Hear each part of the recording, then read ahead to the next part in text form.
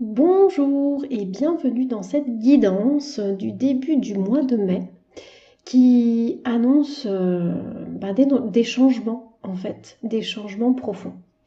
Alors peut-être vous avez déjà ressenti depuis le 1er mai qui en fait a accueilli la nouvelle lune, c'était pas rien déjà. Et dans ce 1er mai déjà, ça annonçait la couleur d'une invitation profonde au changement. Voilà. Alors, dans ce changement, on vient encore nous placer, on va dire, devant ce que l'on sait peut-être déjà, hein, mais choses pour lesquelles on a tendance à faire la sourde oreille. Donc voilà, donc ce qui nous est offert sur un plateau, finalement, c'est écoute, parce que effectivement, dans ce qui te vient, dans les signes, dans ce qu'on te dit, dans ce que tu pressens, tu sais ce que tu dois changer. Tu le sais au plus profond de toi. Voilà, donc ça c'est un petit peu ce que moi j'ai ressenti dans les premiers jours de mai. Alors il y a eu également, donc semaine dernière, le portail du 5-5. Hein. Donc 5-5, c'est vraiment comme l'idée d'une bascule. L'idée d'une bascule, le double 5, hein, le 5 c'est le nombre du changement déjà, donc le mois de mai déjà, rien que par son numéro, amène cette idée de changement. Mais alors le 5-5, voilà, c'est toujours un portail qui amène des changements à l'intérieur de soi principalement, mais qui pourront aussi se faire sentir autour, bien sûr, parce que ça émane d'abord de l'intérieur pour se diffuser ensuite vers l'extérieur. Donc ça, c'est ce que je pressens. Et alors, ce qu'on a en plus, c'est que le 10, donc demain, voilà, demain par rapport, j'enregistre ça le 9.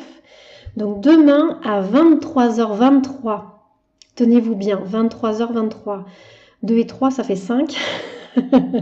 Voilà, donc à 23h23, le numéro 23 est relié au nombre 17, qui est le nombre de l'éveil de la conscience, et le nombre 5. Encore une fois, ce nombre 5 qui symbolise cette mutation. Donc effectivement, le numéro 23 vient à point nommé, finalement, dans cette période de grande transformation. Donc le 10 mai, à partir de 23h23, Jupiter va terminer un cycle.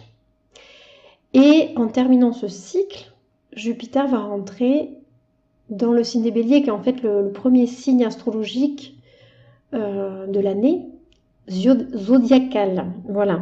Donc en fait, qu'est-ce qui se passe? C'est qu'on attendait ce moment depuis 12 ans. Et Jupiter, à quoi elle correspond? C'est la réussite, c'est l'accomplissement, c'est la chance aussi. Hein, c'est beaucoup la chance. Et il y a aussi beaucoup de liens avec la spiritualité. Il y a un lien également avec le côté social. Donc finalement, le fait de faire avec les autres.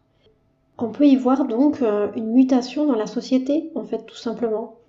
Une profonde transformation, une façon de faire qui va vraiment amener un très grand changement. Voilà, et c'est ce que je voulais ajouter par rapport à cet événement qui est un événement majeur, hein, c'est pas à négliger. Tous les signes en fait sont là pour nous dire qu'il y a des choses à changer, hein, vraiment.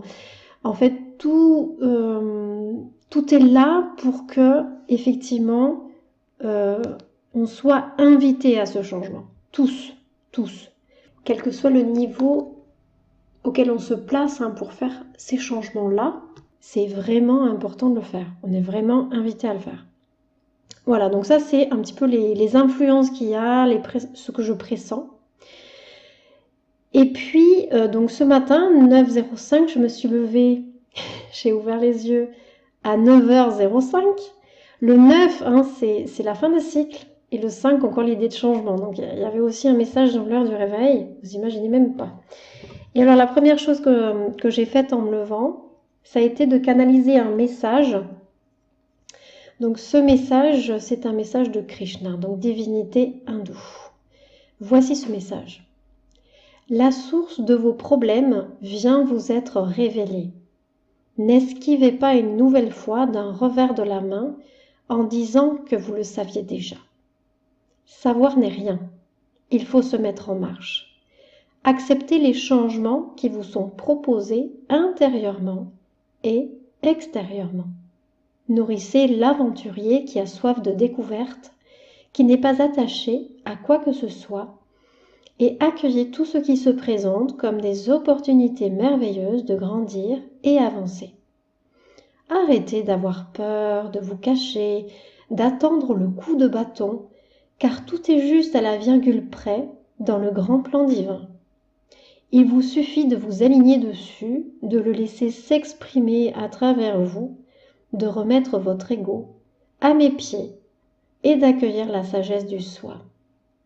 Observez calmement les automatismes, les vieilles habitudes que vous gardez obstinément, comme on s'accroche à ce qui rassure, et demandez-vous qui a besoin de cela en vous.